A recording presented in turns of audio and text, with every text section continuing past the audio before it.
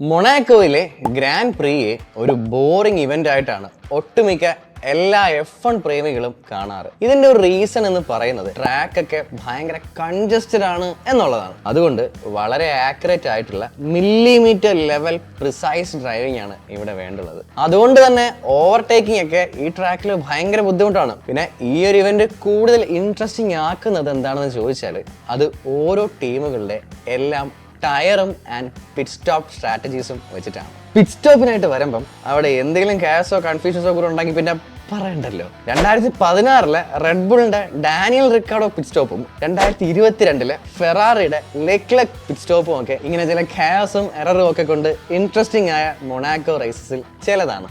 ഈ വർഷത്തെ Monaco grand പ്രീയെ കുറച്ചും കൂടി ഇൻട്രസ്റ്റിംഗ് ആക്കാൻ FIA ചെയ്തത് എന്താന്ന് വെച്ചാൽ അവരൊരു പുതിയ റൂള് കൊണ്ടുവന്നായിരുന്നു. അത് വേറെ ഒന്നുമല്ല, എല്ലാ ടീമും 3 ഡിഫറെന്റ് ടയർ സെറ്റ് യൂസ് ചെയ്യാനുള്ള mandatory double pit stop വേണമെന്നുള്ളതാണ്.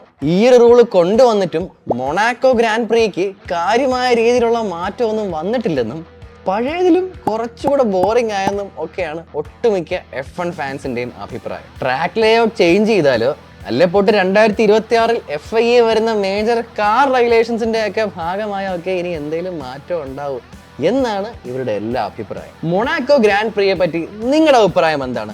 Please let me know in the comments below.